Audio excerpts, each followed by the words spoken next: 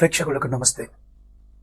ఈ మధ్యలే బీహార్లో కొన్ని కోచింగ్ సెంటర్స్ ఏవైతే నడుస్తున్నాయో దాంట్లో కొన్ని గొడవలు, అంటే ఒక కోచింగ్ సెంటర్కి ఇంకో కోచింగ్ సెంటర్కి మధ్యలో ఒక రకమైన కాంపిటీషన్ ఉండేది. ఆ కాంపిటీషను మెల్లమెల్లగా ఏంటంటే ఒక రైవలరీ దగ్గరికి, శత్రుత్వం దగ్గరికి వెళ్ళింది. అయితే ఈ సీక్వెన్స్ మనం కొంచెం తెలుసుకోవడానికి ట్రై చేద్దాం ప్రేక్షకులు. రోషన్ ఆనంద్ అని ఒక ఆయన ఉన్నాడు. ఆయన ఒక కోచింగ్ సెంటర్ నడిపిస్తున్నాడు బీహార్లో. అట్లాగే మనకు ఖాన్ సార్ అని ఒక ఆయన ఉన్నాడు. ఈయన యూట్యూబ్ ఛానల్ ఉంది, ఖాన్ అకాడమిక్ అని ఏదో ఉంది. సో వీళ్ళ ఇద్దరి మధ్యలో కొంచెం రైవలరీ లాంటిది, శత్రుత్వం లాంటిది ఉంది. సో ఒకరోజు ఈ జూన్లో లాస్ట్ వీక్ ఏం జరిగింది అంటే, కొన్ని గొడవలు వచ్చేసి ఒకరి ఆఫీస్ను ఒకరు దాని మీద దాడి చేసుకోవడం లాంటిది జరిగింది. ఈ ఖాన్ అనేట ఆయన ఎవరైతే ఉన్నారో ఆయన ఖాన్ సార్ అనేటోరు. యాక్చువల్గా ఈయన పేరు ఫైజల్ ఖాన్. సో ఈయన అనుచరులు కొందరు ఈవెన్ గన్లతో ఫైరింగ్ కూడా చేశారు. ఇది ఎవరో చేశారు, వాళ్ళ మీదే దాడి జరిగింది అని ఈయన ఆరోపణ చేశాడు. బట్ తీరా ఏంటంటే ఈ ఫైజల్ ఖాన్ అనేట ఆయన వాళ్ళ అనుచరులే ఫైరింగ్ చేశారు. సో మొత్తానికి ఏంటంటే ఈ రెండు కోచింగ్ సెంటర్లు సీల్ అయ్యాయి. ఈ రోషన్ ఆనంద్ అనేట ఆయన అరెస్ట్ అయ్యాడు. ఈ ఖాన్ సార్ కూడా ఏదో బెయిల్ కోసం అప్లై చేశాడు, పారిపోయాడు. ఎందుకంటే ఆర్మ్స్ యాక్ట్ కింద ఏవైతే వెపన్స్ పెట్టుకుంటారో అది కూడా ఏం లేనట్టుంది ఈయనకి. సో మల్టిపల్ ఎఫ్ఐఆర్స్ ఇలాంటివి ఫైల్ అయ్యాయి. ఈ ఖాన్ సార్ అనేటైన మీరు గమనిస్తే ఈ ఫామ్ లాస్ ఎప్పుడైతే వచ్చాయో అప్పుడు ప్రొటెస్ట్ జరిగింది ఢిల్లీలో. అప్పుడు సడన్గా ఫేమస్ అయ్యారు. కరోనా టైంలో కూడా చాలా ఫేమస్ అయ్యాడు. రకరకాల టాపిక్స్ మీద మాట్లాడతాడు. అంటే హెయిర్ పిన్ నుంచి ఆల్మోస్ట్ మిజైల్ వరకు, సెటిలైట్ వరకు అన్నిటి గురించి మాట్లాడతాడు. కోచింగ్ ఇస్తాడు. అంటే ముస్లిం అని చెప్పుకుంటాడు, కానీ ఈయనకు చాలా మంది వచ్చి రాఖీలు కట్టారు. ఇన్ని రాఖీలు కట్టుకుని ఉంటాడు. సో ఈయన బేసికల్లీ అంతకుముందు హిందూ, తర్వాత ముస్లిం అయ్యాడు. ఇలాంటి మనకు న్యూస్లన్నీ వచ్చాయి. తర్వాత ఆమె తెలైన పెళ్లి చేసుకుంటే ఎవరో ముస్లిం అమ్మాయిని చేసుకున్నాడు. ఆమెను మొత్తం బుర్కా వేసాడు. అసలు అంటే అఫ్కోర్స్ ఇఫ్ ఈజ్ ఏ ముస్లిం, బుర్కా వేయడం తప్పేం కాదు. అయితే ఇలా ఇక్కడ ఈ బీహార్లో అంతా గొడవ జరుగుతుంది. సో మరి ఈయన అంత పాపులర్ ఎందుకు అయ్యాడు సడన్గా? ఈ ఫైజల్ ఖాన్ అనేట ఆయన ఉన్నట్టుండి సడన్గా పాపులర్ అయిపోవడం, కోర్సులు అమ్ముకోవడం, ఐఎస్ఐకి ఐపీఎస్కి ట్రైనింగ్లు, దాని కోర్సులు అమ్ముకోవడం. యూట్యూబ్లో చూస్తే కొందరు కోట్ల మంది ఫాలోవర్స్, ప్రతి విషయాన్ని ఎక్స్ప్లెయిన్ చేయగలుగుతాడు. సడన్గా పాపులర్ అయిపోయాడు. ఎక్కడి నుంచి వచ్చాడో కూడా తెలియదు. ఈయన ఆల్మోస్ట్ ప్రతి ఛానల్కి వెళ్ళాడు. మెయిన్ టీవీ ఛానల్స్లో కూడా ఈయన గురించి డిస్కషన్ జరగడము, ఏఎన్ఐలో పోడ్కాస్ట్లు. అంటే ఎక్కడ చూసినా ఈ Faisal Khan sir great Khan sir. అంటే ఈయన మరి అంత పాపులర్ అయిపోయి అంతమంది కోట్ల మంది ఎట్లా వచ్చాడు? కేవలం సబ్జెక్ట్తో వచ్చాడా, లేకుంటే ఎవరైనా పుషింగ్ చేశారా? ఇది కూడా మనం ఒక యాంగిల్ ఉంది, అది గమనించాలి. ఇంకోటి మీరు గమనించండి ప్రేక్షకులు, గవర్నమెంట్ సెక్టర్లో ఏవైతే స్కూల్స్, కాలేజెస్లు ఉన్నాయో అక్కడ కోచింగ్ సెంటర్స్ పెద్దగా ఏముండవు. సో బేసికల్లీ కోచింగ్ సెంటర్స్ అన్నీ కూడా దే ఆర్ ప్రైవేట్. బీహార్లోనే కాదండి, ఈవెన్ హైదరాబాదు, ఆల్మోస్ట్ అన్ని మెట్రోపాలిటన్ సిటీస్లో ఈ కోచింగ్ సెంటర్స్ వెలిసాయి. ఇది మేబీ గత 15-20 సంవత్సరాల నుంచి ఇలా పెరుగుతూ వస్తున్నాయి. అయితే వీళ్ళు ఇచ్చే కోచింగ్ కూడా చాలా గమ్మత్తుగా ఉంటుంది. కొన్ని కోచింగ్ సెంటర్స్ చూశాను. ఒక ఆమె ఎవరో ముస్లిం అమ్మాయి ఉంది. ఆమె ఇస్లాం గురించి చెప్తుంది. ఇస్లాం చాలా పెద్ద మంచి మతము, బ్రహ్మాండమైన మతము. అది వచ్చేసి భారతీయ సంస్కృతి ఏదైతే ఇన్ఫీరియరో దాన్ని ఎట్లా డామినేట్ చేసింది. వీళ్ళు కోచింగ్ ఇస్తున్నారా, లేకుంటే కన్వర్షన్లు చేస్తున్నారా? మనకు అర్థం కాల.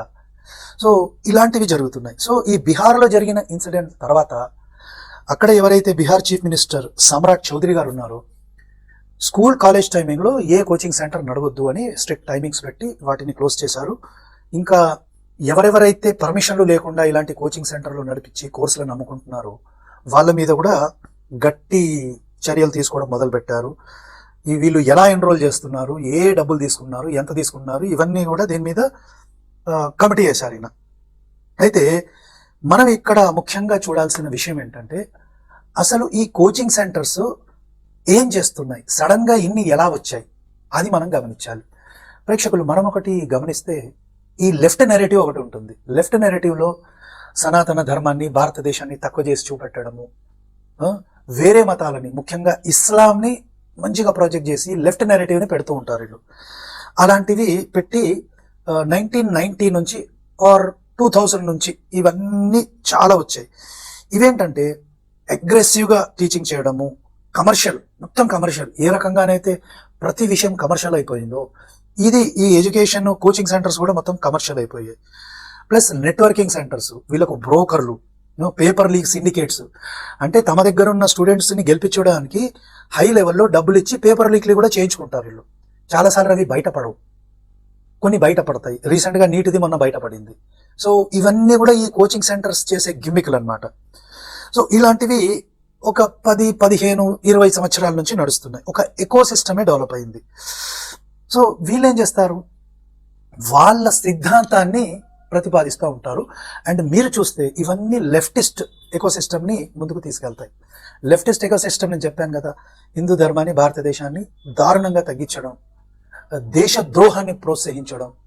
సో అక్కడి నుంచి వచ్చిన కోచింగ్ వాళ్ళు ఎలా ఉంటారు. అండ్ ఇంకోటి గమనించండి, సరే ఈ కోచింగ్ సెంటర్స్కి వెళ్ళి వీళ్ళు ఒక జాబ్ సంపాదించారనుకుంటాం, వాళ్ళు ఎలా ఉంటారండి, దేశద్రోహులుగా తయారవుతారు. అంటే ఇవన్నీ ఈ లెఫ్టిస్ట్ ఎకోసిస్టానికి దగ్గరగా పోతూ ఉంటారు. పోనీ వీళ్లకు ఈ కోచింగ్ తీసుకోవడం వల్ల జాబులు ఏమైనా వచ్చాయా? ఈ ఫైజల్ ఖాన్దే తీసుకుందాం. కొన్ని వేల మంది మా దగ్గర ఎవరైతే కోచింగ్ తీసుకున్నారో, లక్షల మంది తీసుకున్నారు కోచింగ్, వేల మందికి ఉద్యోగాలు వచ్చాయని చెప్తున్నాడు ఈయన.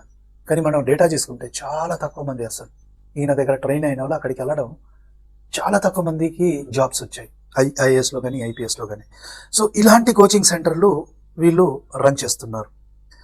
తర్వాత ఈ ప్రొటెస్ట్లు ఏవైతే ఈరోజు జెన్జీ ఇవన్నీ ఉన్నాయో వీళ్ళకందరికీ మళ్ళీ లింకులు. వీళ్ళు అసలు ఏం చేస్తున్నారు, వీళ్ళ మీద స్ట్రిక్ట్ కంట్రోల్ అనేది ఉండాలా లేదా, దీని గురించి కూడా మనం అంటే గవర్నమెంట్లు ముందుకొచ్చి దీని మీద ఒక కన్నేసి ఉంచాలి. అంతేకాదు వీళ్ళైతే కొన్ని చట్టాల్ని పాస్ చేసి వీళ్ళు ఏం టీచ్ చేస్తున్నారు, ఎలా టీచ్ చేస్తున్నారు, వీళ్ళ మీద ఒక కన్ను పెట్టాలి. ఎందుకంటే దేశద్రోహమైన పనులను ప్రోత్సహిస్తున్నారు అనుకోండి, ఖచ్చితంగా వీళ్ళ మీద ఒక కన్నేయాలి. సిలబస్ని వీళ్ళు ఏం టీచ్ చేస్తున్నారు ఇది కూడా ఒక దృష్టి పెట్టాలి. తర్వాత అఫ్కోర్స్ నేను పేపర్ లీకు, తర్వాత ఈ డిజిటల్ ఎక్స్పాన్షన్ అన్నాను కదా, ఈ వీళ్ళ సొంత సిలబస్లు ఉంటాయి. అంటే ఐఏఎస్లో కానీ ఐపీఎస్లో కానీ ఇతర ఏవైతే కాంపిటేటివ్ ఎగ్జామ్స్ ఉంటాయో దాంట్లో ఒక సిలబస్ ఉంటే వీడు ఒకటి చెప్తాడు. ఇప్పుడు ఈ మధ్యలో మనం చూస్తున్నాం, లెఫ్టిస్ట్ నరేటివ్ ఇన్ని రోజులు నడిచింది, కానీ ఇప్పుడు ఏంటంటే రైట్కి సంబంధించిన గ్రూప్స్ ఏవైతే ఉన్నాయో వాళ్ళు కూడా సావర్కర్ గురించి కానీ ఇతర ఎవరైతే దేశభక్తులు ఉన్నారో వాళ్ళ మీద, అంటే వాళ్ళు చేసిన మంచిని ఏదైతే దాచిపెట్టారో, లేదంటే ఈ ఔరంగజేబులు, అక్బర్లు, జహాంగీర్లు వీళ్ళు చేసిన దుర్మార్గాలని కూడా బయట పెట్టే రైట్ ఎకోసిస్టమ్ వాళ్ళు ఉన్నారు, అవి కూడా బయటపడుతుంటే దాన్ని కవర్ చేయడానికి మరి ఈ కోచింగ్ సెంటర్లు ఇవన్నీ లెఫ్టిస్ట్ ఎకోసిస్టమ్ నుంచి వస్తున్నాయా? మేబీ కావచ్చు. ఇంకోటి, వీళ్ళ ఫండింగ్ ఎలా జరుగుతుంది, ఇవన్నీ కూడా డూబియస్గా ఉన్నాయండి. ఎక్కడి నుంచి ఫండింగ్ అవుతుంది, వీళ్ళు ఏ సిద్ధాంతాన్ని ప్రొపగేట్ చేసి మన న్యూ జనరేషన్ని తప్పుదారి పట్టిస్తున్నారు, దీని మీద కూడా గవర్నమెంట్లు బహుశా ఒక దృష్టి పెట్టాలి. కఠినమైన చట్టాలని పెట్టి వీళ్ళు ఏదైతే ఫాల్స్ నెరేటివ్ని లేకుంటే ఫాల్స్ సిలబస్ని ఈ జనాలకి ప్రచారం చేస్తున్నారో అది మనం ఒకసారి చూసుకోవాలి. అయితే ఇప్పుడు కాంపిటేటివ్ ఎగ్జామ్స్కి కొన్ని సిలబస్లు ఉంటాయి, అక్కడ ఇది చెప్తేనే పాస్ అవుతారు అలా ఉంటుంది. వీళ్ళు చెప్పేది వాళ్ళు అక్కడ చెప్తే ఎగ్జామ్లో రాస్తే పాస్ అవుతారా? కారు. కానీ వీళ్ళ నెరేటివ్ ఎట్లుంటుందంటే లెఫ్టిస్ట్ నెరేటివ్ ఉంటుంది, అది అబద్ధమైనా అదే చెప్తారు. మరి ఇలాంటి కోచింగ్ తీసుకున్న వాళ్ళకి నిజంగా కాంపిటేటివ్ ఎగ్జామ్లో సక్సెస్ దొరుకుతుందా? ఇదొక మాట. పోనీ వీళ్ళ ఫండింగ్ ఎలా ఉంది డూబియస్గా, అది చూసాము. ఇంకోటి, వీళ్ళు కోర్సులు అమ్ముకొని డబ్బులు చేసుకుంటారు ఒకటి. రెండోది, యూట్యూబ్లో లక్షల కోట్ల వ్యూస్ వస్తాయి, దాంతో వీళ్ళు డబ్బులు చేసుకుంటారు. అంటే వీళ్ళ వర్కింగ్ స్టైలే టోటల్గా డిఫరెంట్ అండి. అందుకే ఇది ఒక రకమైన మాఫియా లాగా తయారైంది, ఒక రకమైన మాఫియా అనేది. ఇంకోటి, వాళ్ళ సిద్ధాంతాన్ని గెలిపించుకోవడానికి వాళ్ళకు ఆ కాంపిటేటివ్ ఎగ్జామ్స్లో సీట్లు ఇవి రావడానికి పేపర్ లీక్ కూడా చేయగలిగిన స్థితికి వెళ్తున్నారంటే వీళ్ళ నెట్వర్క్ ఎంత డెప్త్లో ఉందో ఒకసారి ప్రేక్షకులు గమనించండి. సో మరి ఇలాంటి వాళ్ళని ప్రభుత్వం ఆపాలి కదా, వీళ్ళ ఫాల్స్ నెరేటివ్ని ఆపాలి కదా. ఇంకోటి, ఇప్పుడు ఈ కాంపిటీషన్లో ఈ ఏదైతే మాఫియాలు రెండు ఉన్నాయి కదా, ఈ బీహార్కి సంబంధించిన కోచింగ్ సెంటర్స్ ఇద్దరు, వీళ్ళ నెరేటివ్ కూడా ఎట్లుందంటే మేమే భారతదేశాన్ని కాపాడుతున్నాము, వేరోళ్ళు తప్పు అన్నట్టు. అంటే ఈ నెరేటివ్ వార్ కూడా జరుగుతుందండి ఇక్కడ.